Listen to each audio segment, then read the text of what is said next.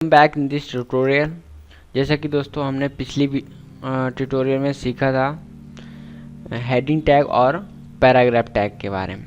आज सीखते हैं जो भी चेंज इन टेक्स्ट, जो भी हम वेब ब्राउज़र पर टेक्स्ट देखते हैं उस टैग को किस तरह से चेंजेस ला सकते हैं उस टेक्स्ट में। तो उसके लिए कुछ टैग्स होते हैं जिनके बारे में आज हम सीखते हैं। सबसे पहले तो हम बोल्ड, अगर कोई टेक्स्ट को बोल्ड कराना है तो हम यहाँ पर यूज़ करते हैं HTML लैंग्वेज जो होती है वो केस इंसेंसिटिव होती है, तो आप यहाँ पर कैपिटल या स्मॉल लेटर दोनों में यहाँ पर टैग लिख सकते हैं। उसके बाद में यहाँ पर बी टैग का यूज़ करके देख लेते हैं। यहाँ पर आप सेव कर लेंगे, रन के ऑप्शन पर जाके आपके पास कोई भी फायरफॉक्स या इंटरनेट एक्सप्लोरर या क्रोम कोई भी या सफारी कोई भी वेब ब्राउज़र है, आप यहाँ से क्लिक करेंगे उस पर ओपन हो जाएगा। अब यहाँ पर आप देख सकते हैं जो मैंने पहली लाइन में बी टैग का यूज़ किया है, तो आप यहाँ पर देखेंगे कि ये बोल्ड हो गया। ठीक है, अब यहाँ पर जो टेक्स्ट लिखा है इसको अगर हम जैसा कि यहाँ पर आप देख सकते हैं ये सब अलग अलग लाइन में लिखा है, लेकिन वेब ब्राउज़र पर ये एक ही लाइन पे दिख रहा है। तो उसके लिए हमने यहाँ पर आपको बताया था कि BR टैग यूज़ करेंगे जो कि ब्रेक लाइन के लिए होता है, लाइन को ब्रेक करने के लिए। और यहाँ पर भी एक BR टैग यूज़ कर लेंगे ताकि ये सब अलग अलग लाइन में दिखे। ठीक, इसको सेव किया। सेव करने के बाद में यहाँ पर आके रिफ्रेश कर दिया तो आप देख सकते हैं ये सारा जो भी टेक्स्ट लिखा था वो अलग अलग लाइन में दिखने लगा। अब इसमें हम यूज़ करते हैं U टैग का। U टैग दोस्तों होता है अंडरलाइन के लिए। जो भी टेक्स्ट लिखा है अगर उसमें हम चाहते हैं अंडरलाइन करना, मतलब टेक्स्ट के नीचे एक लाइन सी बन के आए, तो उसके लिए हम U टैग का यूज़ करेंगे और यहाँ पर U टैग को क्लोज कर देंगे। उसके बाद में सेव कर लेंगे, फिर वेब ब्राउज़र पर जाएंगे, रिफ्रेश करेंगे तो आप देख सकेंगे कि नीचे वाली जो लाइन थी जिसमें हमने U टैग का यूज़ किया था उसके नीचे एक लाइन आ गई। ठीक है, अब हम यहाँ पर इस लाइन में यूज़ कर लेते हैं आई का यूज़। आई का यूज़ दोस्तों होता आई टैग का यूज़ होता है कोई भी टेक्स्ट को इटैलिक फॉर्म में लाने के लिए। मतलब जो भी टेक्स्ट लिखा है उसको तिरछा करने के लिए हम लोग आई टैग का यूज़ करते हैं। ठीक है, इसको यहाँ से सेव कर लेंगे। सेव करने के बाद में रिफ्रेश करेंगे तो आप देखेंगे जो नीचे लिखा है वो इटैलिक फॉर्म में आ गया। ठीक है, अगर दोस्तों हम चाहते हैं कि ये सब कुछ जो भी लिखा है ये लेफ़्ट साइड में लिख के आ रहा है ब्राउज़र के, अब हम चाहते हैं इसको राइट साइड में सेंटर में लेके आएँ, तो उसके लिए दोस्तों एक टैग का यूज़ करेंगे। यहाँ पर अगर हम लगा देंगे सेंटर टैग और इसको हम यहाँ पर क्लोज कर देंगे बॉडी में, तो जो भी हम लिख रहे हैं वो सब सेंटर में आ जाएगा। सेंटर टैग ठीक क्लोज कर दिया। इसको सेव करेंगे तो ये जो भी लेफ्ट में सब टेक्स्ट लिखा था ये सब राइट में आ जाएगा, मतलब वो सेंटर में आ जाएगा। ठीक है, तो इस तरह से आप इन तीनों का यूज़ कर सकते हैं। अब हम अपना नेक्स्ट टैग के बारे में बात करते हैं जो है टाइपराइटर। दोस्तों TT टैग जिसको हम टाइपराइटर के लिए यूज़ करते हैं, ये टैग दोस्तों कुछ इसका ख़ास यूज़ नहीं है। इसमें जो भी हम लिख देंगे जैसे कि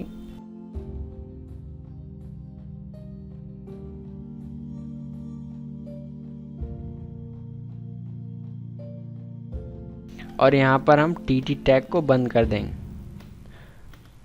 तो ये जो TT टैग होता है टाइपराइटर, इसमें दोस्तों कोई ख़ास यूज़ नहीं होता इसका, लेकिन ये जो भी लिखे नीचे TT टैग के बीच में जो भी लिखा होगा वो टाइपराइटर फॉर्म में आ जाएगा।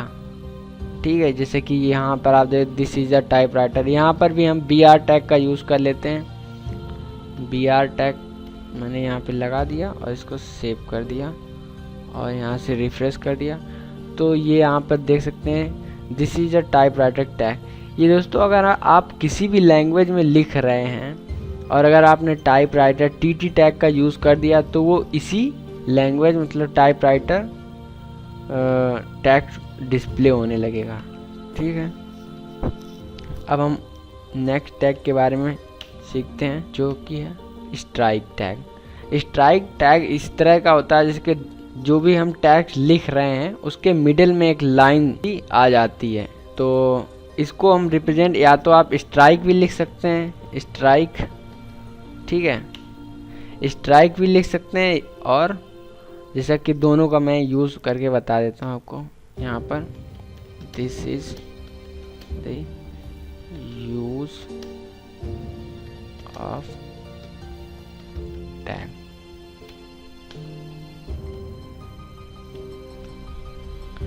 इसको हम यहाँ से स्ट्राइक टैग को यहाँ से क्लोज कर देते हैं। उसके बाद में सेम यही लिखा रहने दीजिए, यहाँ से हम इसको कॉपी करते हैं, यहाँ पे आके पेस्ट कर देते हैं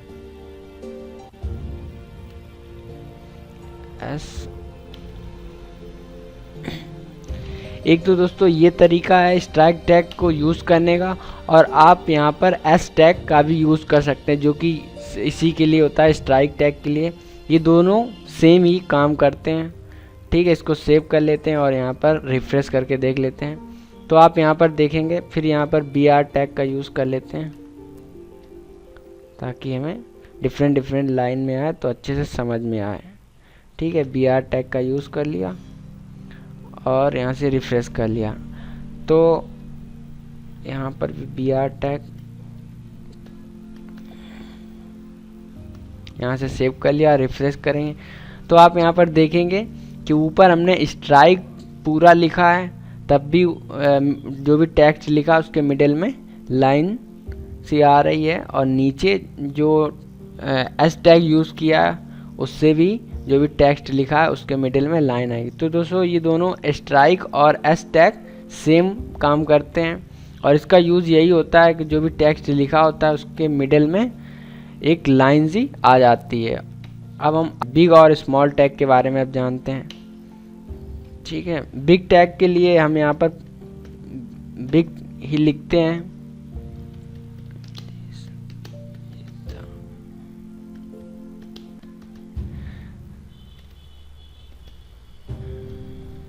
ठीक, और यहाँ पर हम बिग टैग को क्लोज कर देते हैं। बिग टैग तो यूज़ केवल यही होता है जो भी टेक्स्ट लिखा होता है बिग टैग के स्टार्टिंग और एंडिंग में वो सारा बड़ा, मतलब उसका साइज थोड़ा बड़ा हो जाता है। जैसे कि यहाँ पर आप रिफ्रेश करेंगे, अच्छा यहाँ पर मैंने सेव नहीं किया, सेव करने के बाद में यहाँ पर रिफ्रेश करेंगे तो आप यहाँ पर देख सकेंगे जो भी लिखा था वो थोड़ा मोटा हो गया, मतलब बड़ा हो गया। ठीक, बड़ा बड़ा लिख के आ रहा है। उसके बाद में बिग टैग के बाद में हम यूज़ करेंगे एक अपना नेक्स्ट जो कि है स्मॉल टैग।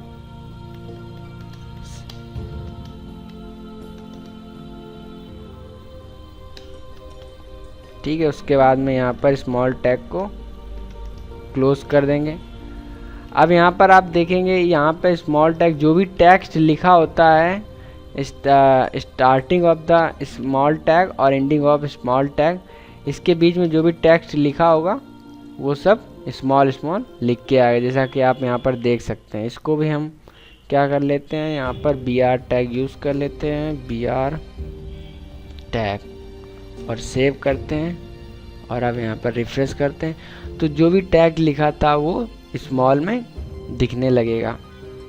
अब दोस्तों इसका साइज़ थोड़ा और इंक्रीज़ करने के लिए हम यहाँ पर H1 टैग का यूज़ कर लेते हैं, जो कि मैंने सबसे पहली वीडियो में हेडिंग टैग के बारे में बताया था। तो हम यहाँ पर H1 टैग का यूज़ करेंगे और इधर लास्ट में H1 टैग को क्लोज कर देंगे। ये भी जो टैग लिखे हैं ये सब बड़ा सा दिखने लगेगा। तो यहाँ पर सेव कर लेते हैं और यहाँ से रिफ्रेश करेंगे तो आप यहाँ पर देख सकेंगे जो भी टैग था वो सब बड़ा हो गया है।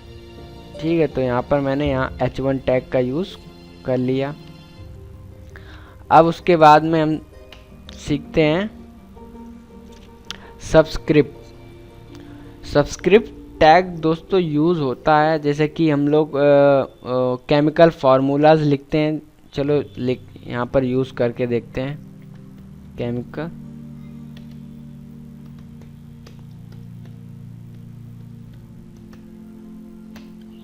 CO और यहाँ पर सब्सक्रिप्ट सब टैग और उसके बाद में 2 और यहाँ से सब्सक्रिप्ट टैग को हमने बंद कर दिया।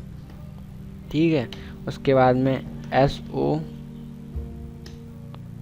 और सब्सक्रिप्ट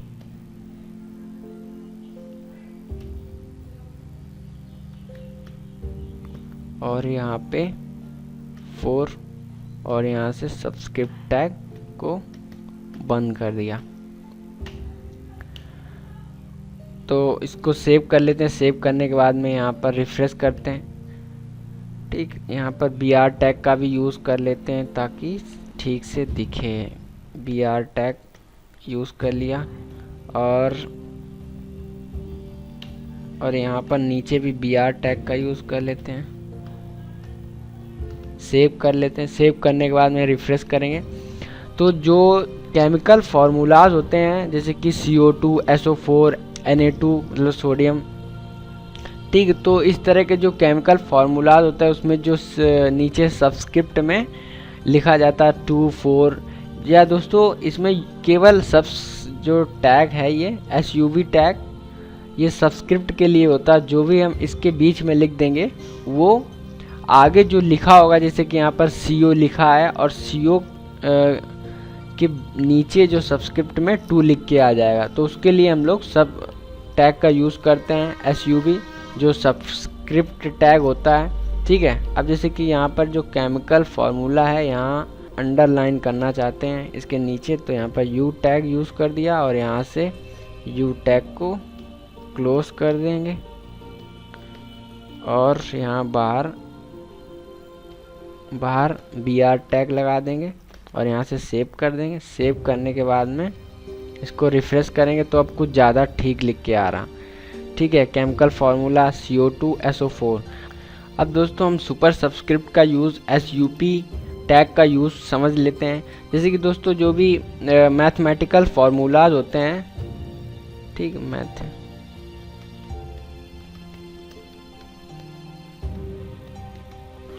मैथमेटिकल फार्मूला इसमें भी हम यूज़ कर लेते हैं अंडरलाइन का ताकि ठीक अच्छा दिखने लगे।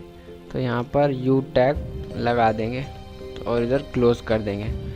उसके बाद में यहाँ पर BR टैग लगाएंगे, BR टैग, और उसके बाद में यहाँ पर हम फार्मूला लिखें। जैसे कि मैथमेटिकल फार्मूला होता है A² + B² = A² + 2AB + B²। तो इस तरह के फार्मूला में जो हम सुपर सब्सक्रिप्ट में स्क्वायर लिखते हैं उस स्क्वायर को लिखने के लिए हम यहाँ पर SUB टैग का यूज़ करेंगे। ठीक है, जैसे कि यहाँ पर लिख लेते हैं A capital B, A + B लिख गया और इसके ऊपर जो है स्क्वायर लिखना है, तो हम यहाँ पर टैग यूज़ करेंगे SUP सुपर सब्सक्रिप्ट टैग। ठीक, उसके बाद में 2 और यहाँ पर क्लोज कर देंगे SUP को। ठीक, उसके बाद में इक्वल्स टू और यहाँ पर A, अब यहाँ पर स्क्वायर लिखना है तो उसके लिए यहाँ पर देखिए SUP 2 मतलब A², उसके बाद में SUP टैग बंद हो गया यहाँ पर, फिर उसके बाद में +B SUP और यानी 2, तो ये हो जाएगा सुपर सब्सक्रिप्ट में B² और यहाँ पर क्लोज हो जाएगा। अब इसको हम सेव कर लेते हैं। सेव करने के बाद में सेव करने के बाद में यहाँ पर ब्राउज़र पर फिर दोबारा रन कराएंगे। रन कराने के बाद में यहाँ पर आप देखेंगे ये मैथमेटिकल फार्मूला, अब यहाँ पर ये जो SO4 लिख के आ रहा है इसको नीचे कर देते हैं। तो इसके लिए हम यहाँ पर BR टैग लगाएंगे। कहाँ है SO4? ये यहाँ पर हम BR टैग और लगा देंगे, एक BR टैग, और यहाँ से सेव कर लेंगे। सेव करने के बाद में यहाँ से रिफ्रेश करेंगे तो अब ये ठीक से दिख रहा है। तो यहाँ मैथमेटिकल फार्मूला यहाँ पर A + B का whole square equals to A² + B² और यहाँ पर +2AB और लिख देते हैं। तो यहाँ पर +2AB और यहाँ से सेव कर लेंगे। और यहाँ से रिफ्रेश करेंगे तो ये पूरा फार्मूला हो जाएगा a प्लस बी का whole square, A square plus B square plus 2ab। अब इसी तरह इसी का एक फार्मूला होता है और कंट्रोल सी से कॉपी करेंगे और यहाँ पर कंट्रोल बी पेस्ट कर दिया और यहाँ पर हम दोस्तों br टैग लगा देंगे ताकि ये जो लिख के आए वो नेक्स्ट लाइन में दिखे हमको। और यहाँ पर हम क्या करेंगे, माइनस लगा देंगे तो ये फॉर्मूला हो जाएगा a माइनस बी का होल स्क्वायर, ठीक है। और यहाँ पर प्लस था तो यहाँ पर माइनस कर देंगे और इसको सेव कर लेंगे। सेव करने के बाद में यहाँ पर रिफ्रेश करेंगे तो दोस्तों दो फॉर्मूले हो गए यहाँ पर a प्लस बी का होल स्क्वायर और a माइनस बी का होल स्क्वायर, ठीक है। और दोस्तों अब हम जल्दी से सीख लेते हैं प्री टैग के बारे में, प्री टैग का यूज़ करना, ठीक है। तो चलिए, जैसे कि यहाँ पर मैंने कुछ लिख रखा है प्री टैग के बीच में, प्री टैग यहाँ पर स्टार्ट हुआ और यहाँ पर प्री टैग क्लोज कर दिया गया, ठीक है। और जैसे कि यहाँ पर, जैसे कि अभी तक दोस्तों मैंने यहाँ पर आपको हर लाइन के आगे यहाँ पर br टैग का यूज़ करके बताया, ठीक है। br टैग इसलिए यूज़ करते थे ताकि जो भी लाइन आए वो हमारी नेक्स्ट लाइन में आए, ठीक है। अगर इसमें हम br टैग यूज़ नहीं करेंगे तो जो भी लाइन्स लिखी हैं वो सारी सीक्वेंस में आती चली जाएंगी। तो इस चीज़ से बचने के लिए हम यहाँ पर प्री टैग का यूज़ करेंगे, जो कि इसका फुल फॉर्म होता है प्री फॉर्मेटेड। मतलब जैसा आप फॉर्मेट दे देंगे ये उसी फॉर्मेट में वेब ब्राउज़र पर दिखता है। जैसे कि मैंने यहाँ पर ये लिख रखा है, God help those person who help themselves, और यहाँ पर ABC और DHE इस तरह से लिख रखा है। तो ये जैसा कुछ लिखा है ये वैसा ही उसमें दिखेगा, जबकि यहाँ पर हम हर एक लाइन में br टैग लगा रहे थे क्योंकि ये सब सीक्वेंस में आता जा रहा था। लेकिन प्री टैग का यूज़ करेंगे, प्री टैग के अंदर हम जैसा कुछ फॉर्मेट लिख देंगे वैसा ही ब्राउज़र पर दिखेगा, ठीक है। तो इसको हम कंट्रोल S से सेव कर लेते हैं। सेव करने के बाद में फिर रन कराते हैं क्रोम ब्राउज़र पर। अब हम यहाँ पर देखेंगे नीचे जो मैंने वहाँ पर फॉर्मेट दिया है, ठीक उसी फॉर्मेट में यहाँ पर ये दिख रहा है। तो इससे आप उसका प्री टैग का यूज़ भी यहाँ पर आप सीख गए होंगे, ठीक है। तो दोस्तों आप इसी तरह इसकी प्रैक्टिस करते रहिए, अच्छे से आपको समझ में आएगा, ठीक है। मैं आपको बता दूं अभी मैं 4-5 ये वीडियोस के बाद में थोड़े टैग्स और आपको आ जाएं, फिर हम HTML का यूज़ करके एक छोटी सी वेबसाइट बनाएंगे। फिर उसके बाद में CSS भी पढ़ लेंगे। CSS पढ़ने के बाद में एक अच्छी प्रोफेशनल वेबसाइट लास्ट में बनवाऊँगा और बताऊँगा, ठीक है। तो जब तक के लिए आप सीखते रहिए। और दोस्तों हमारी नई वीडियो के अपडेट्स सबसे पहले पाने के लिए आप इस चैनल को सब्सक्राइब कर लीजिए, ठीक है। तो अब हम आपको मिलते हैं नेक्स्ट वीडियो में। जब तक के लिए देखते रहिए और सीखते रहिए टेक्नोलॉजी।